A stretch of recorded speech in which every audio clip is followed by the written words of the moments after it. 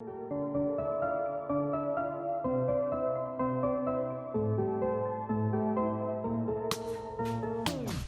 up everyone? In today's video I will be giving you a rundown on the parts list for the manual swap that I did for my E55 AMG.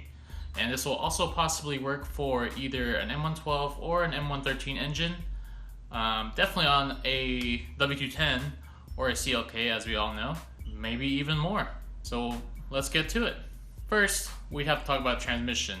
Now, what you're going to need is you're going to need to find a Chrysler Crossfire transmission or a SLK 320 transmission. Those are both pretty much the same things. Finding an SLK one, I'd imagine, would be a little bit harder. You'd probably find the Crossfire one pretty easily. I would suggest looking at junkyards, auctions. If you want to buy the whole car, use it as a donor car, part outs, so on and so forth. They can range from $300 all the way up to $800, $900. I think I've seen on eBay. So the choice is yours. I would suggest getting the best deal you could find, basically. And we're not done just yet. I noticed that there were a few extra options that someone could possibly pursue if they're trying to do a manual swap in one of these cars. Now, of course, you've all probably seen Tavares's swap. I believe he's using a BMW transmission that someone had already cut the bell housing and, made another one work so that it could fit inside that M113K. But I also found out that Pmc makes a adapter and, the flywheel combo and everything that you could purchase straight from their website for around between $800 to $1,200 depending on what options you choose. And this will let you install the same transmission that's in the car behind me from an E36 M3. This is not an M3, but I do have an M3 transmission in it, ZF Trans. And those can hold, a lot of power reliably that we know for sure. So if you wanted to go a more proven path in terms of the transmission holding up, then that would be a great way to go. Now, so I truly believe the Pmc adapter is a great choice if you're more handy in terms of fabbing up stuff, because obviously you're going to have to make some stuff up for that. That'll be more in-depth than what I tried to attempt in my swap. Now, the Crossfire transmission Crossmember isn't wide enough for where the transmission sits inside the car in the W210, so you're going to need a transmission Crossmember from a C230 compressor. And I will credit SoCal W210.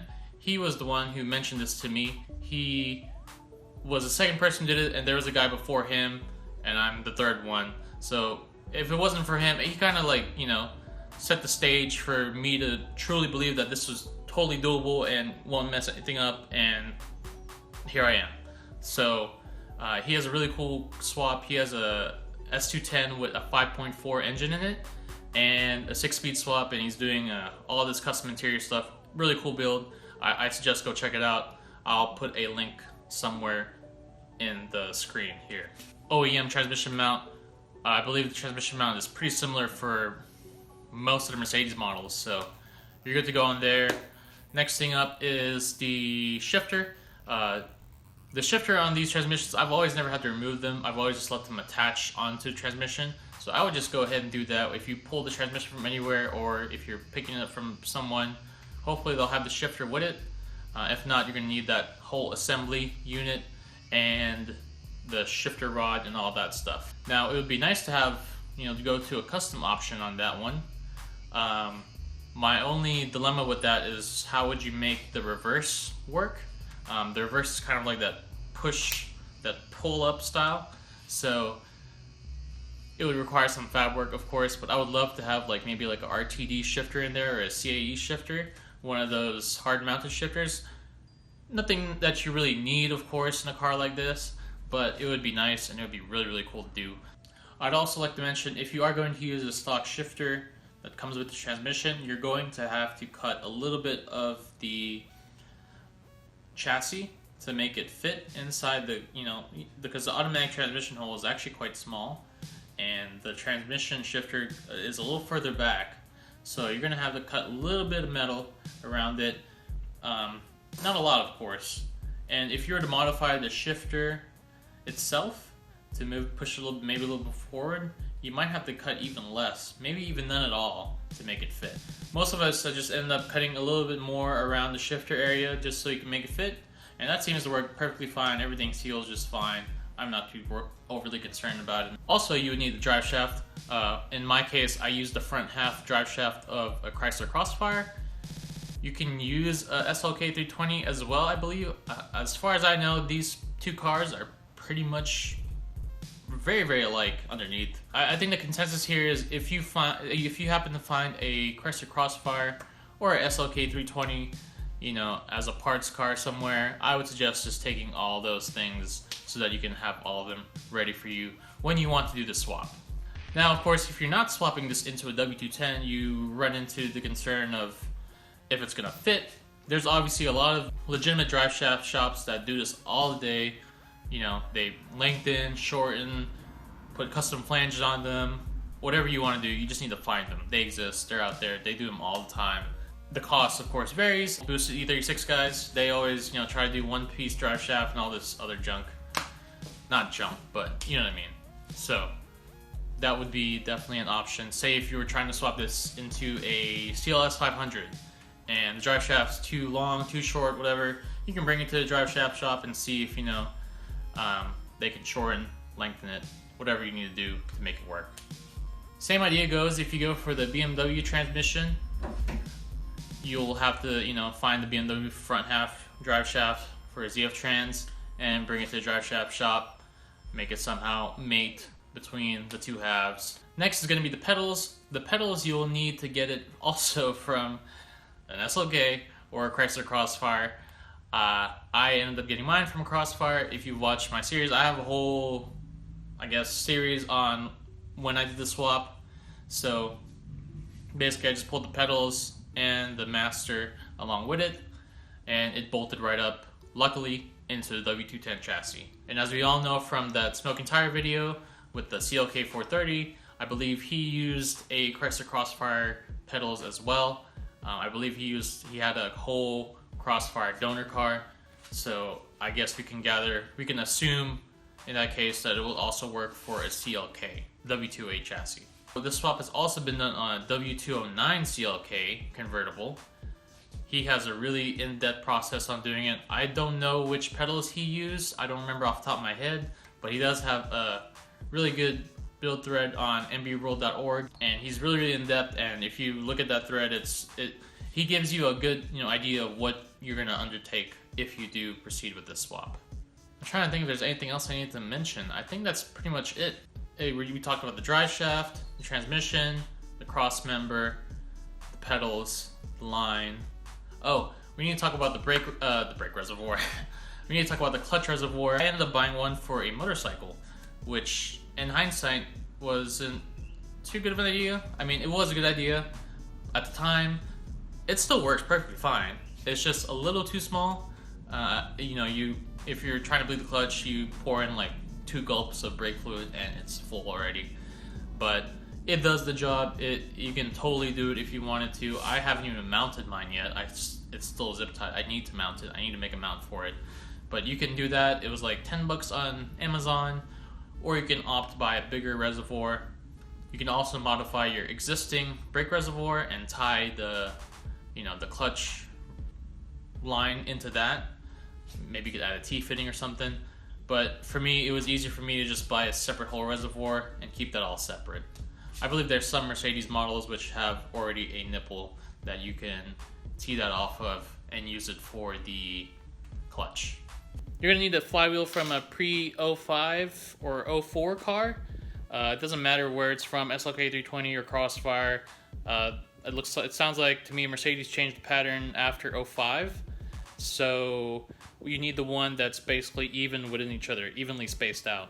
And I'll put a video of how it looks. So this is the Crossfire one, and this is the one from a C240. It was an 03, I believe, C240, which is the correct year that I needed. Now you can also have some single flywheel options there. I believe you can use one from the trucks, the Sprinter trucks from Europe. Someone I talked to used that method. although those flywheels are not entirely easily accessible here in the States, since as far as I know, they've never really made a manual sprinter van in the US. Next would be getting a clutch. I would recommend getting a fresh one. That's what I'm going to do for the next build. I also believe Renspeed, I believe the name of this place is Renspeed Factory. They make a upgraded clutch option, which is potentially a good choice if you plan on putting this behind a car that makes more power than, you know, a stock M113 5.4 liter. You know, maybe something with turbos.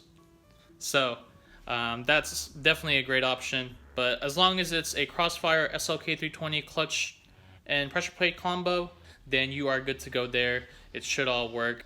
I know it gets a little confusing. There's all these different parts, but it all kind of matches up. They're all kind of like Legos in a way.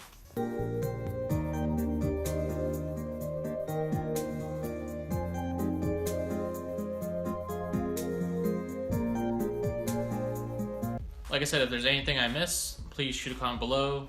You know, ask any questions. I know there is someone else who's going to be doing this build in the future. I'll put his Instagram name somewhere below here, David. He also has a W210 E55 AMG, silver color, just like mine. Really looking forward to seeing his getting done, and of course more people who end up doing a swap.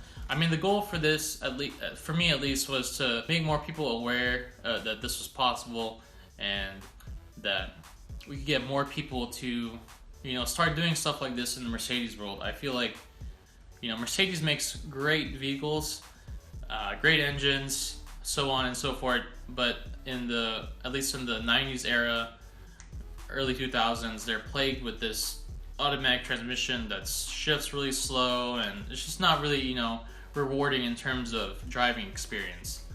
And like I've said in my review on my own E55 when I bought it like 6 months after, that was really my only gripe with the car, was that the automatic transmission was just so slow. I don't know why, but there is not so much Mercedes, and they are pretty decent car. In France, do they come with manual transmissions? In America, I think the main problem, only automatic for the past 20 years. That's the main problem. Yeah, because all the good Mercedes with good engine, they are automatic. So that's why probably not so much people take a Mercedes. Yeah, and BMW, they have more manual gearbox.